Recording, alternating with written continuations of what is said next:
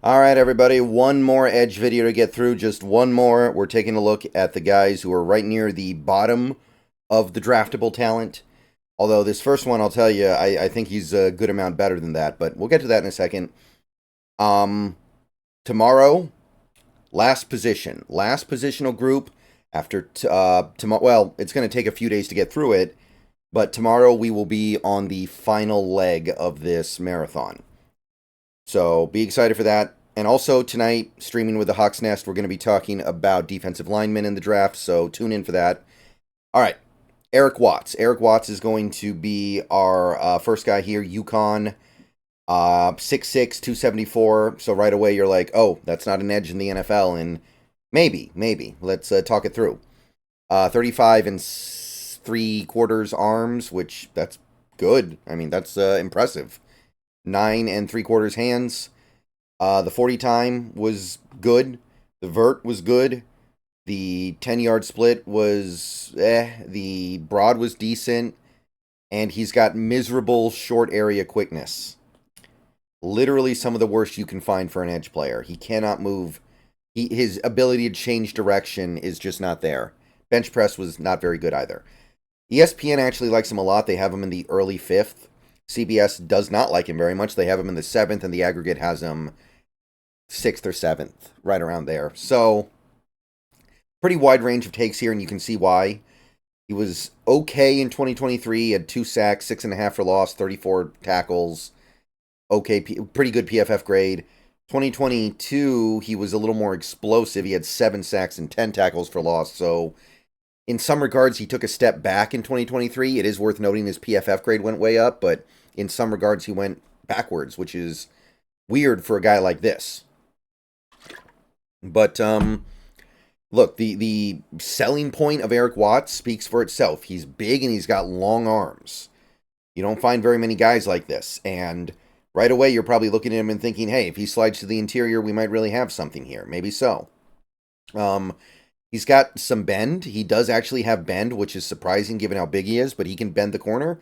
He's got experience playing inside and outside, so if you get him, you can probably tell him to pick a path, and he'll be able to do that, or maybe he'll just kind of do a little bit of both for you if you feel like he can do it right now, which that's always a dangerous game, but if it works out, then you've got yourself a very valuable player. He's got good burst around the edge. He's got that first step quickness that we talk about, which, hey, that's why I say I don't know what's going to happen here. He's got burst and he's got bend. You want that guy on the edge, right? So, yeah, this one's kind of tough.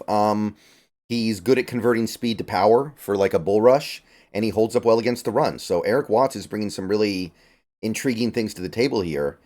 And for me personally, I think that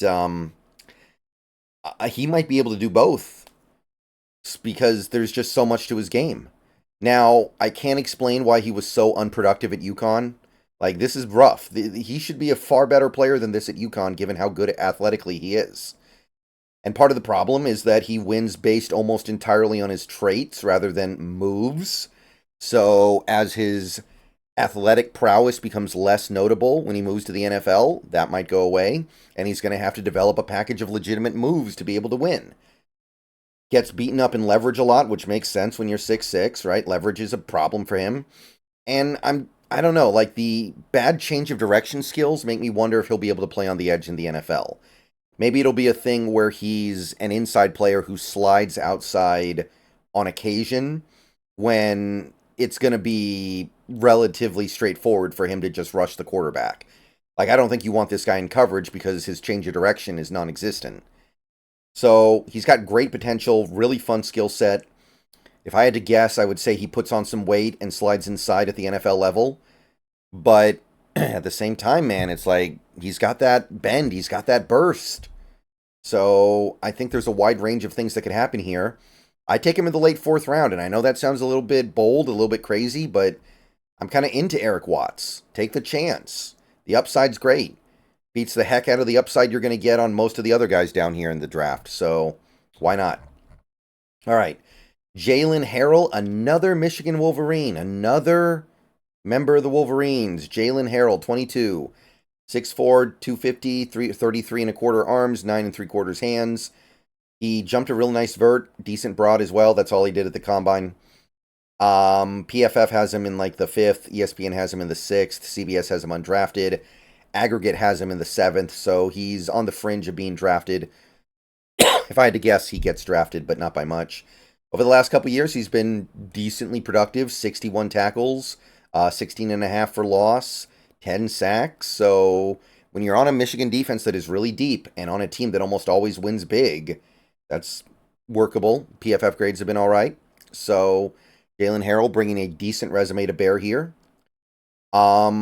He has dropped into coverage at points in his career, and he's shown the ability to do it well.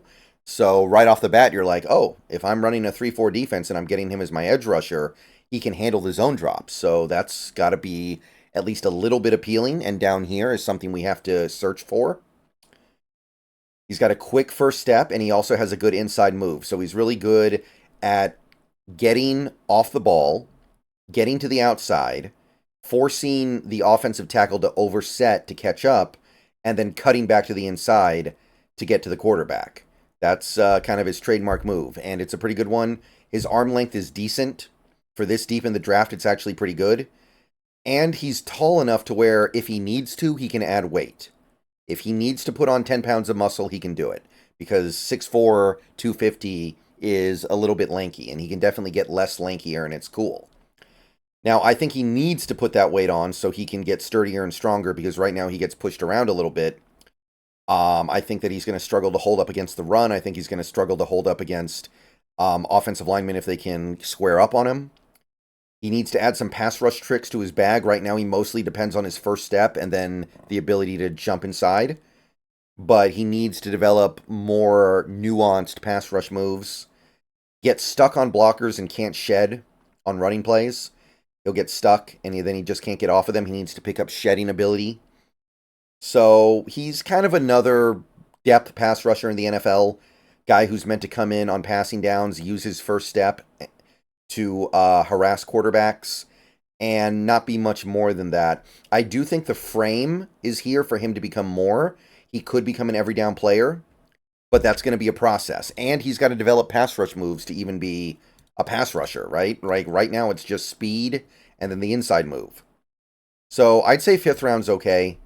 I don't think there's upper level potential here, but there's a little more potential than with a lot of these guys. A lot of these guys I look at and I just go, oh, that's a guy who's just going to be a pure pass rusher situationally. Harrell could be a little bit more than that. Final guy for us this year is Javontae Jean-Baptiste of Notre Dame. Notre Dame Fighting Irish, 24 when the season starts, 6'5", 239, so he's pretty lanky, and we might have to do something about that in the NFL. 33 3/4 arms, 10-inch hands, so measurables otherwise are fine. Tested good overall, slow 10-yard split, which we don't like, but good 40, pretty good vert, and a really good broad jump, so he's got some explosiveness.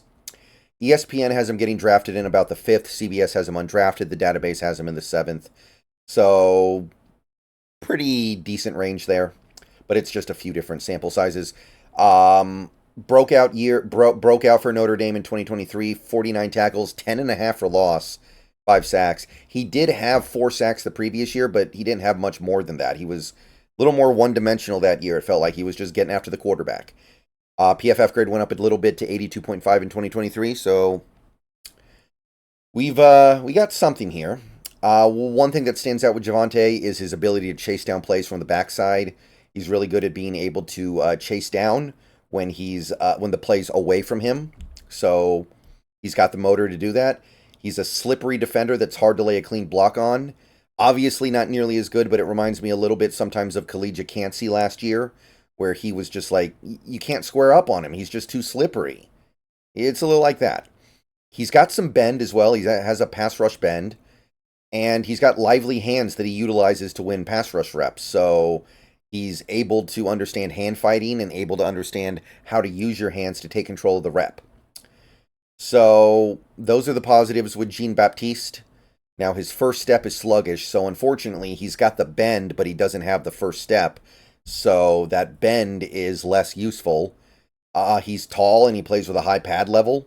He does kind of get pushed around by guys who can get leverage on him. He's not that strong either, so I suspect he will have to add significant muscle. And he's got the frame for it, which is nice, but he does need to add some strength. He can't shed tacklers either. He's not strong enough to do it. If they get onto him, he's not getting away. And when he pass rushes, he too often just goes to the bull rush. It's like, it's just his default move. Bull rush, bull rush. No, you got to have some moves. You got to have a little more variety in your sets. He's going to have to develop that. So, ultimately kind of forgettable. I really don't like how his first step isn't very good. He's just a little bit slow coming out of the gate. That's going to kill things a little bit.